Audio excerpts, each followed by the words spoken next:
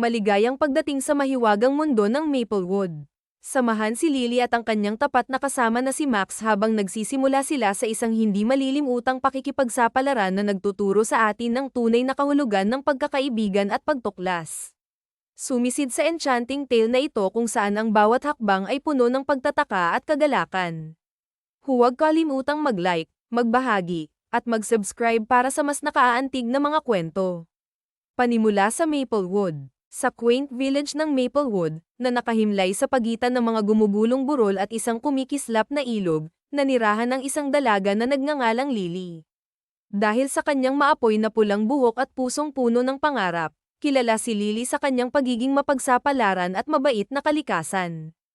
Ang kanyang matalik na kaibigan, Max, isang golden retriever na may walang hangganang enerhiya, ay palaging nasa kanyang tabi, handa para sa kanilang susunod na escapade. Isang maaraw na umaga, habang naglalakad sa palengke ng nayon, narinig ni Lily ang isang matandang marino na nagngangalang Captain Finn na nagsasalita tungkol sa isang nakatagong kayamanan sa Whispering Woods. Sundin ang mapa, at baka hindi lang kayamanan ang makikita mo. Sa pangunguna ni Max, nag-set off na si Lily sa adventure. Nagsagawa sila ng pakikipagsapalaran sa kakahuyan, kasunod ng mga cryptic clue ng mapa. Sa daan, nakilala nila ang mga palakaibigang nilalang sa kagubatan, tumawid sa isang tulay na may rickety sa ibabaw ng isang bubbling brook, at natuklasan ang isang nakatagong kakahuyan na puno ng mga wildflowers. Habang lumalalim sila sa kagubatan, nasumpungan nila ang isang sinaunang puno ng oak, na ang tangkay nito ay malapad at nakangiti. Ang mapa ay humantong sa kanila sa isang guwang sa paanan nito, kung saan natagpuan nila ang isang maliit, ornate na kahon. Sa loob ay isang koleksyon ng mga magagandang, gawa sa kamay na mga trinkets at isang tala na nagsasabing, ang tunay na kayamanan ay ang paglalakbay at ang mga kaibigan na ginagawa mo sa daan. Ngumiti si Lily, napagtanto ang tunay na kahulugan ng pakikipagsapalaran.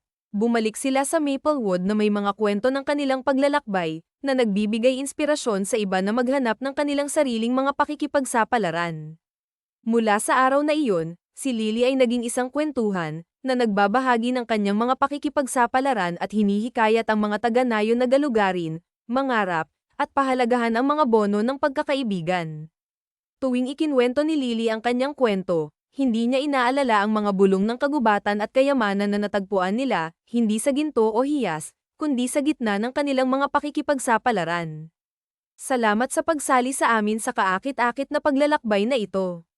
Tiyaking mag-like, magbahagi, at mag-subscribe para sa mas nakaaantig na mga kwento mula sa Maplewood.